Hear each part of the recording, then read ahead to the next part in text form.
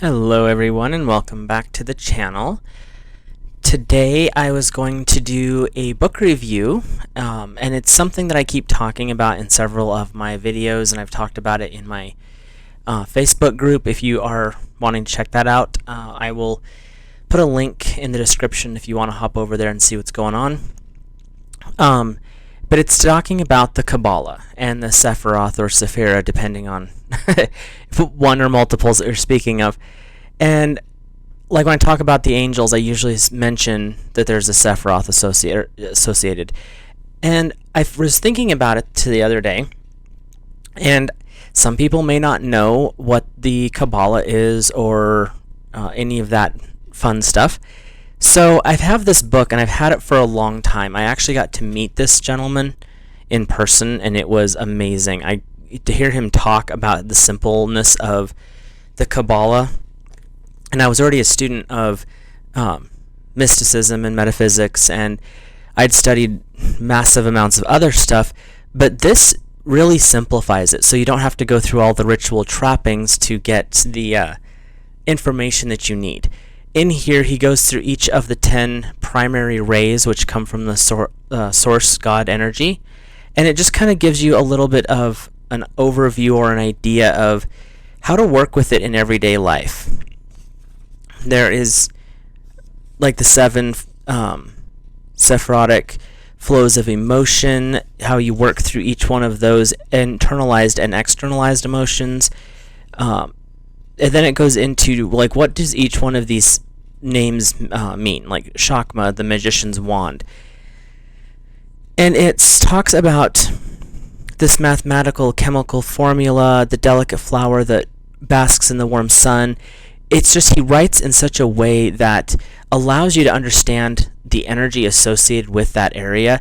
For like the Sephira of Shakma, he says it acts like the magician's wand. It allows you to conjure the thought and imbue it with the multi-colors of awareness. It allows you to really bring it in. But you're starting with 10, so you start off with Kether, which is sits right above your crown, and you work all the way down to Malkuth, which sits at your feet. And each one of them goes over, like this actually has the Jewish symbols. If that shows up, whoops, wrong direction. If that shows up all right. And then I bend the page wrong. But it has the Jewish symbols that go with it. It gives you exercises. And with almost all of them, there's meditations. Like in for this one, it's Hesed, and it's a meditation on the letter Hai. And it goes through how the energy of the letter associated with the Sephiroth works. It doesn't get into all the details because there's the study of Kabbalah is a lifetime practice. It's not something you're going to pick up one day and be like, ooh, I'm going to do this.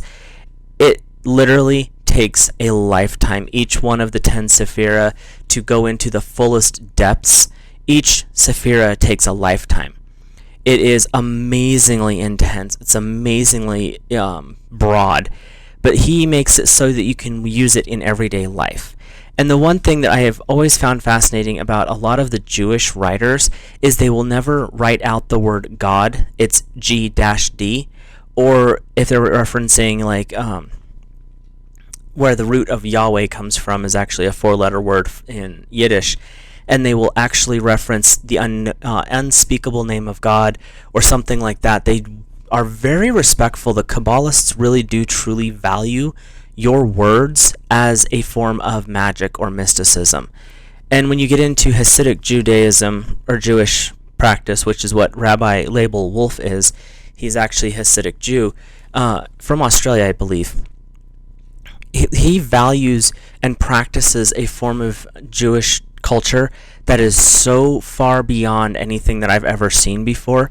So getting to meet and talk with him for actually one-on-one for about 20 minutes, because it was intermission and I was waiting outside the lobby, and he came up and we actually had a rather interesting conversation, because I didn't understand what Hasidic Jews meant. I had no idea. And after talking to him, it really changed my views on the cultures of the Jewish people, because you've got the everyday Jewish person, or the bloodline Jewish person. You have the Orthodox, which is primarily religious. You have the Kabbalist, which is focused primarily on the mystical, but then you have the Hasid, which takes everything, puts it into one little package. But they are such a spiritual, religious group of people that it's amazing. If you get the chance to sit and listen to a Hasidic rabbi speak or read some of their books, do it. It's worth it. But back to Rabbi Label here.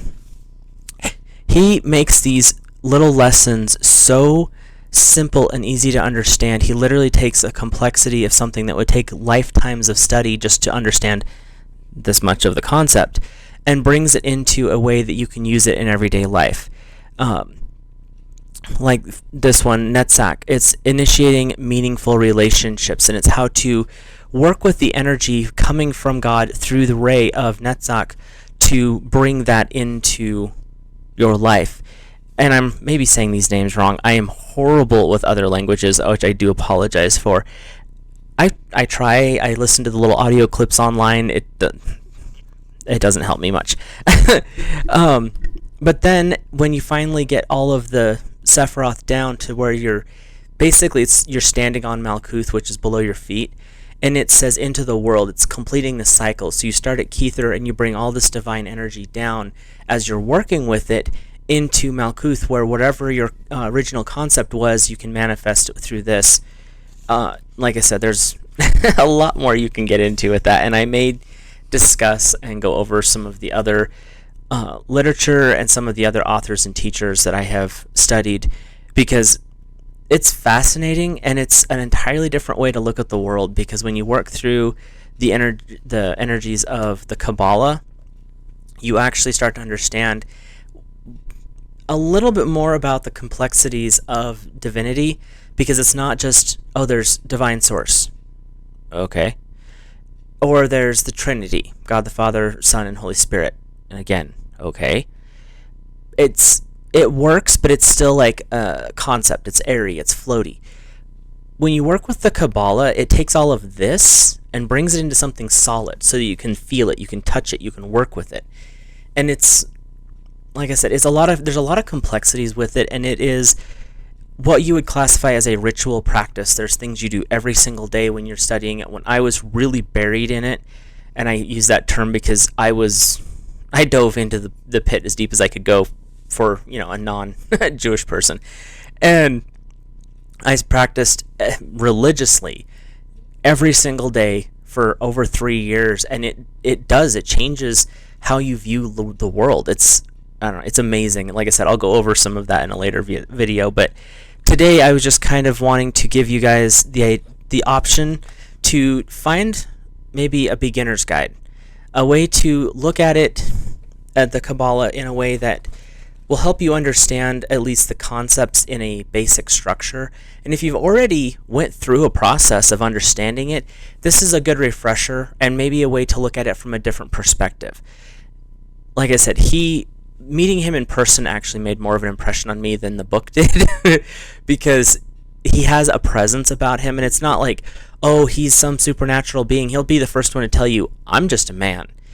But he is a man with an awareness, and that changes how you are going to view him.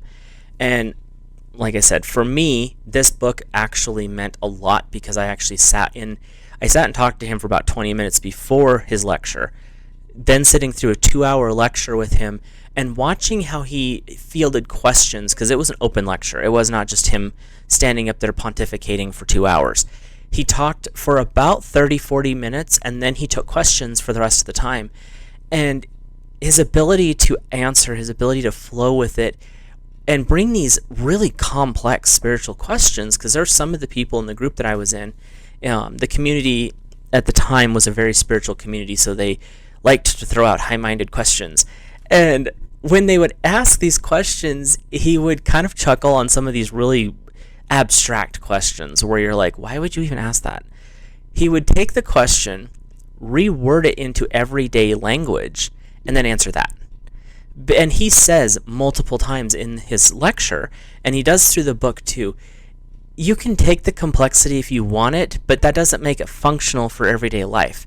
His goal was to bring the Kabbalah, the mystical aspects of it, into a understandable, an everyday language type thing so that you could understand how to use it today, not in 3 years after you've put in massive amounts of studies and meditations and ritual. And there's a lot you can do. But he wanted you to be able to access it now. This energy is not just locked away for the elites. It's something that you can tap into in the now moment if you're interested. So I'm going to leave a link in the description. I am trying something out a little bit different, so don't get too upset with me. I am trying the Amazon associated links, see if it works, I guess. And it's a way just to give a little kickback to the channel to help fund what I'm doing here. Like I said, it may work, it may not, I don't know. I'm not the greatest person when it comes to technology, but I'm experimenting. So if you guys are interested, you can check it out that way. If not, that's fine as well. The only place that I could find it really was his direct website, which is an Australia website, or through Amazon. So I'm just trying the Amazon thing out. Personally, I'd rather work with independents, but trying to ship something from Australia can get a little tricky, especially the last few years. So Amazon has them in stock here in the States. That's the reason I'm doing it that way. But other than that, I hope you guys have an awesome week. If you like the content that I bring forward, if you wouldn't mind hitting the subscribe button. If you like this video, give it a like. And I read all my comments. I don't have a lot right at the moment, but I read them all. I'll even take criticisms as long as we do it in a respectful manner, because I think we can all agree that a little bit of respect goes a long ways for everybody. So I hope you have an awesome rest of your week, and I will talk to you guys in a future video.